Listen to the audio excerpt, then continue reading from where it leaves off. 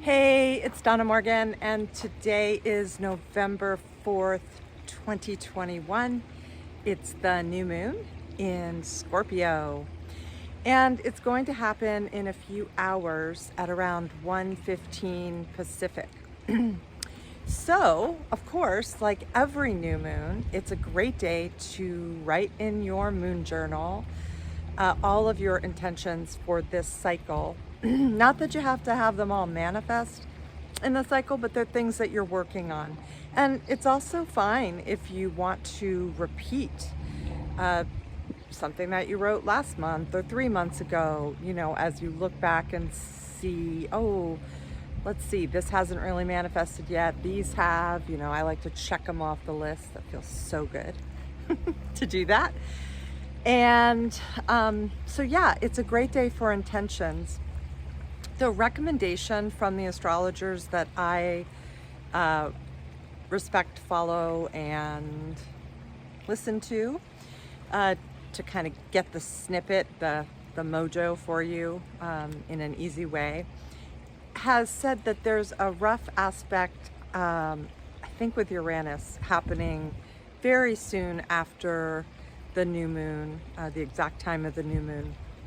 So write down your intentions now and or right at the new moon so that you've already got them out there before the tension happens. And a couple of the people that I follow is on Instagram is the Tarot Lady. She also does tarot, but she's also written several books on astrology, and she's an amazing astrologer. Also, Forever Conscious is another one that I look at, along with the Mountain Astrologer, and I also often talk to my friend who's an astrologer, Juliana. Sometimes she'll send me, what's going on for the moon, because she's the one who insists that I follow the moon. Because of my Cancer rising, I'm supposed to be following the moon. So even though I'm not an astrologer, that's why I do this, because if I have something that I have to do, like a video for other people, it keeps me on it. Anyway, so writing down your intentions. The Scorpio energy, it is highly transformative. Some people are really scared of the Scorpio moon because it is so transformative. It can kind of rock your world. I have my moon is in Scorpio, so I'm very comfortable. I really love the Scorpio moons, full and new, and all that they do around change, all the possibility around change. So I feel like it's always best for us to be intentional with these things. And so maybe some of your intentions for this new moon could be, what is it that you want to change in your life? Where do you feel stuck? Where do you just feel like there's not a lot of momentum and stagnant? Where do you want something to just move forward in a big way? So I would suggest that you use the energy of Scorpio for that. It's also highly intuitive.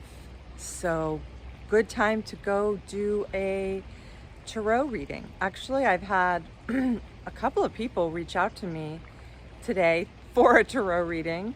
And, most of my practice is psychotherapy. I do tarot. I love doing tarot. And so I was kind of excited about that, because that's one of my goals, to have more people want to do that with me. But see, they're in the energy of this moon in Scorpio.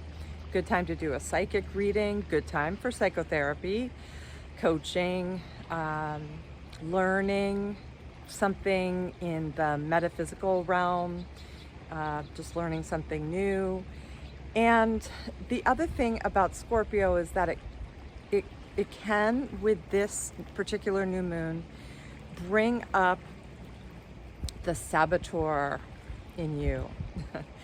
And that's the part of you that does keep you stuck and not moving forward. And so I invite you to look deeply into, what is it that keeps you stuck? And in my sessions this week with clients, the things that have been brought up repeatedly is shame and embarrassment and, you know, and jealousy. That's another one. But let's talk about shame. That is such a strong vibe, and it can so easily stop us because it so often can also be from trauma. So it's very subconscious. We don't even really know that it's happening, and then all of a sudden we're on that freight train and we're feeling shame because of what we just said or did. So I invite you with this moon to also write down some things that you want to let go of. Like, what are your saboteurs? I think it'd be the perfect moon to look into that, along with setting intentions and along with intending for moving forward. But, you know, if we can work with those parts of ourselves, it's pretty magical what can happen. All right, so that's it for the moon. I did pull cards for every sign in the zodiac. And so let's start with Aries. Knight of Swords. The Knight of Swords, although in this deck, he's just standing there. He looks like he's about to go do something, right? He's on his way out the door to go somewhere. But in like the original tarot decks, it's a knight on a horse with this sword, you know, out in front of him, moving forward, looking like riding at like the speed of light. So for you, Aries, and this fits you, Aries, it's about getting something accomplished, moving forward quickly, which is so cool because I really think that that is one of the energies of this moon once we can let go of what keeps us stuck. Okay, Taurus, it's the Hierophant. Again, at the full moon, your card was the Hierophant too.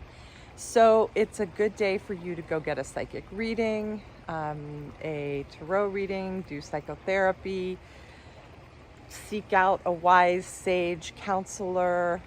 And if you are a Taurus who is a psychotherapist, sage, tarot reader, or counselor, which I am, oddly enough, because I'm a Taurus with a Scorpio full moon. So anyway, it's a good day to be in that mode if you take that role on, and you may notice that your day is very, very, very full today. That's okay, because if that's the case, you're doing your mojo, right? Okay, Gemini, the High Priestess. So it is a totally intuitive day for you. Definitely follow your intuitive intelligence first. And you may also find that people are seeking you out for your intuition, for your thoughts on things, for your advice. It's a good day for you to do spiritual practices, get out in nature, be the priestess that you are. Do a ritual for the new moon. Of course, I recommend that to everybody, but especially Gemini, you're probably going to be feeling that just intuitively. Okay, Cancer, the Two of Pentacles. This card means that you are juggling a lot, that you have a lot on your plate, you have a lot going on, maybe too much going on, and that it's time to get into balance with this moon. So maybe maybe some of your intentions could be about how to get in balance. Leo, the Wheel of Fortune, you have got good luck coming your way, and also change is afoot. With this card, change is a lot easier because the Wheel of Fortune is about change, the wheels turning, fate. So the energy of change is on your side with this moon. Be sure to utilize it. Okay, Virgo, we've got the Eight of Swords. Do you see how she looks like she's trapped in those swords? She thinks she's trapped, but if you look closely at the swords, there is a way out, Virgo. So whether you feel trapped in a belief system, a habitual pattern, an actual situation, a relationship, the truth is you're not. And if you just slow down and take a minute to rest your nervous system through meditation or Ho'oponopono or exercise in nature, movement, you will see that there's a solution. All right, Libra. The Nine of Wands. So this card is about setback. So you may be feeling a setback at the moment. But do you see how she's meditating? This card is saying it's a momentary setback. Don't freak out. And instead, take some time to yourself, a little retreat hour, afternoon, morning, or day. The answers will come to you if you slow down and stop feeling so hyped up about whatever this setback is. Scorpio, the Tower. So this card is literally about transformation, so it really fits Scorpio. Just remember, Scorpio, that the transformation doesn't have to happen to you. You've probably been getting signs that something needs to change, right? But a lot of times we don't follow them. For some reason, we get very stuck and afraid to change. And so you don't have to have the tower. You don't have to be crumbling down like the Tower card to create change. You can initiate it, Scorpio. And since you're a Scorpio, you're good at that. Okay, Sag. It's the Page of Pentacles. So there's good news coming your way, and it could be about money or something to do with a job or your business. Some opportunities, something new. Pages represent new beginnings. So perfect with the energy of a new moon because it's all about new beginnings. But that's what's coming your way anyway. Exciting. Okay, Capricorn, the Six of Swords is about leaving a situation behind.